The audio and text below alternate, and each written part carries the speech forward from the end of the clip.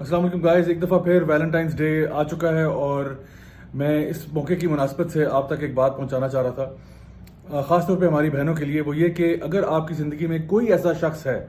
جو آپ سے پیار، محبت، عشق، عاشقی کی باتیں کر رہا ہے تو پلیز برائے مہربانی اس کو ریکویسٹ کریں کہ اگر تم واقعی میں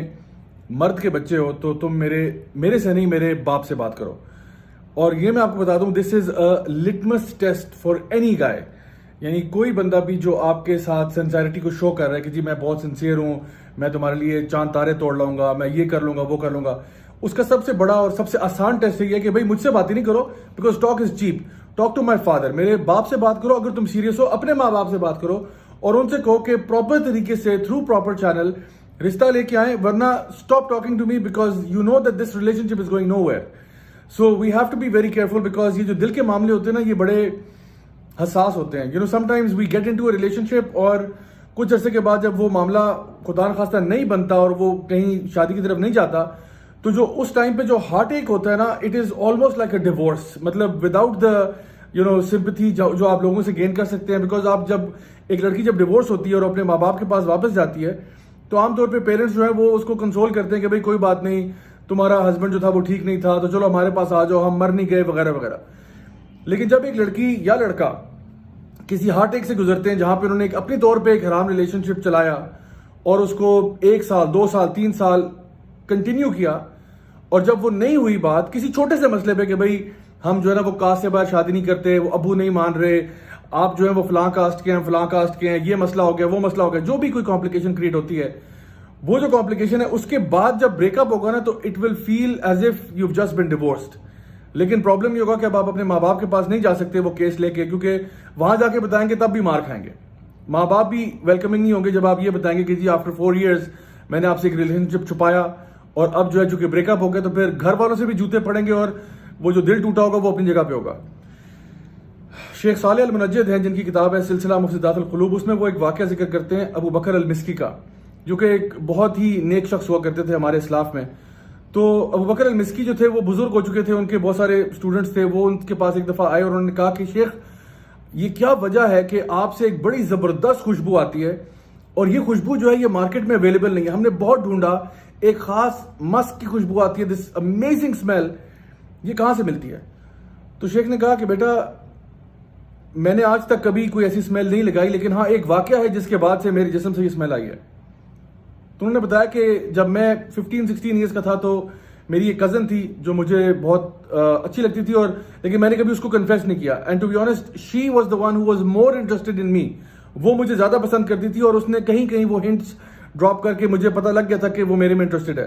لیکن چونکہ وہ ایک عالم بننے کی طرف جا رہے تھے، کافی گاڈ فیئرنگ تھے، تو کہتے ہیں میں نے کبھی اس کو اپروچ نہیں کیا، کبھی اس کو کنفیس نہیں کیا کہ میرے مطلب دل میں تمہارے لیے کیا فیلنگز ہیں۔ تو کہتے ہیں ایک دن کیا ہوا کہ اس لڑکی نے مجھے اپنے گھر انوائٹ کیا کھانے پہ اور یہ بتایا کہ جی جس طرح پوری فیملی کو انوائٹ کیا ہوا ہے۔ کہتے ہیں میں چلا گیا، جب وہاں گیا تو پتہ چلا کہ اور کوئی بھی انوائٹڈ نہیں تھا سوائے میرے، اور جب میں اس کے گھر میں داخل ہوا تو اس نے پیچھے سے دروازے کو کنڈی لگا کے لاک کر دیا اس کو۔ تو کہتے ہیں کہ پھر اس نے مجھے کنفیس کیا کہ مجھے بہت خوشی ہوئی ہے کہ آج ہم دونوں اکیلے ہیں اور میں چاہتی ہوں کہ میں اپنی ساری فیلنگز ایکسپریس کروں اور تمہیں بتاؤں کہ میں تم سے کتنی محبت کرتی ہوں۔ ابو بکر المسکی کہتے ہیں کہ مجھے کچھ سمجھ نہ آیا، میں نے بھی اس کو کہہ دیا کہ سچ پوچھو تو میں بھی تمہارے بارے میں وہی جذبات رکھتا ہوں جو تم میرے لیے رکھتی ہو، لیکن میں اتنا اوور ویلم ہو گیا ہوں تمہارے اس موو سے کہ مجھے سمجھ نہیں آ رہی میں کیا کہوں۔ تو کہتے ہیں کہ میں نے پھر اس سے ایکسکیوز کیا کہ پلیز اگر آپ مجھے تھوڑی دیر کے لیے واش روم جانے دیں تاکہ میں فریش اپ ہو کے آ جاؤں تو پھر میں آپ کے پاس واپس آتا ہوں۔ تو اس لڑکی نے کہا ٹھیک ہے آپ جائیں، اور جب آپ واپس آئیں گے تو میں آپ کا انتظار کر رہی ہوں گی۔ ابو بکر المسکی کہتے ہیں کہ میں واش روم گیا اور وہاں جا کے قضاء حاجت کے لیے، اور جو بھی ایکسکریشنز تھیں، جو بھی فلتھ تھا، آپ نے وہ لیا اور انتہائی ایک مکروہ عمل کیا کہ وہ سارا گند جو ہے نا وہ اپنے کپڑوں کے اوپر ایسے مل دیا، پورے کپڑوں کو گندا کر دیا۔ اور پھر جب وہ باہر آئے تو آپ نے اس سے پوچھا کہ how do you like me now, اب تمہیں میں کیسا لگتا ہوں؟ تو اس عورت کو بہت غصہ آیا، وہ ان سے ایج میں بھی 3-4 سال بڑی تھی، یہ خود 15-16 سال کے تھے، وہ تقریباً 19-20 سال کی تھی۔ تو اس کو بہت غصہ آیا، اس نے کہا کہ دفع ہو جاؤ میرے گھر سے، نکل جاؤ، مجھے یقین نہیں آ رہا کہ میں نے اپنے یعنی تمہیں یہاں حاصل کرنے کے لیے اپنی فیملی والوں کو گھر سے باہر نکالا اور اتنا مجھے محنت کرنی پڑی یہ پورا سین آرکسٹریٹ کرنے کے لیے، and this is how you repay me, اس طرح تم مجھے بدلا دیتے ہو، نکل جاؤ میرے گھر سے باہر۔ ابو بکر المسی کہتے ہیں کہ میں بھاگا اور اپنے گھر پہنچ گیا. کہتے ہیں گھر جا کے میں نے چینج کیا, غسل کیا, وضو کیا, مصلی بچھایا اور 2 رکعت نفل پڑھے. اللہ سے رو کے دعائیں کی کہ اللہ جس طرح تو نے یوسف علیہ السلام کو زلیخا سے بچایا تھا, تو نے آج مجھے بچا لیا, اور اگر تو مجھے نہ بچاتا شاید مجھ سے آج بہت بڑا گناہ ہو جاتا, بہت بڑا گناہ ہو جاتا. اور کہتے ہیں میں روتا رہا دعائیں کرتا رہا حتیٰ کہ میری آنکھ لگ گئی اور میں وہیں مصلی پہ سو گیا. کہتے ہیں جب میری صبح فجر کی اذانوں کی آواز آئی تو میری آنکھ کھلی, اور جب میں نے آنکھ کھولی تو دیکھا ادھر ادھر کہ ایک زبردست خوشبو پھیلی ہوئی ہے, پورے کمرے میں ایک زبردست خوشبو پھیلی ہوئی ہے. کہتے ہیں میں نے ادھر دیکھا, میں نے ادھر دیکھا, مجھے سمجھ نہ آئی خوشبو کہاں سے آ رہی ہے. کہتے ہیں پھر اپنے گریبان میں جھانکا تو پتہ چلا اپنے اندر سے وہ اسمیل آ رہی تھی. اور کہتے ہیں کہ وہ امیزنگ خوشبو اس دن سے لے کر شروع ہوئی اور آج تک میرے جسم سے جدا نہیں ہوئی. اللہ اکبر. My dear brothers and sisters, یہ وہ لوگ تھے جن کے بارے میں اللہ تعالیٰ فرماتے ہیں فَأَمَّا مَنْ خَافَ مَقَامَ رَبِّهِ وَنَهَى النَّفْسَ عَنِ الْهَوَىٰ فَإِنَّ الْجَنَّةَ هِيَ الْمَأْوَىٰ. وہ لوگ جو اللہ کے سامنے کھڑے ہونے سے ڈرتے رہے اور جنہوں نے اپنے نفس کو قابو کیا تو اللہ تعالیٰ فرماتے ہیں جنت انہی کا ٹھکانہ ہوگا.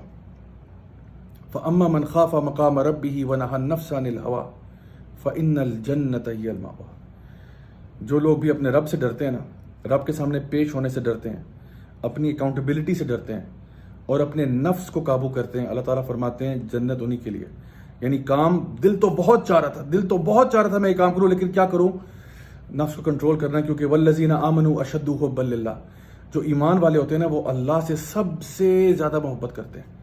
ہر شے سے زیادہ محبت وہ اپنے رب سے کرتے ہیں. تو my dear brothers and sisters, اس سے پہلے کہ آپ کسی پیار کے ٹریپ میں پھنسیں, ریممبر کہ اللہ آپ سے, آپ کی ماں سے بھی زیادہ محبت کرتا ہے. حرام ریلیشن شپ نہیں کرنا, جو ریلیشن شپ کرنا ہے تھرو پراپر چینل کرنا ہے, نکاح کے ذریعے کرنا ہے, ورنہ نہیں کرنا. دس از می راجہ ضیاء الحق سائننگ آف. السلام علیکم ورحمۃ اللہ وبرکاتہ.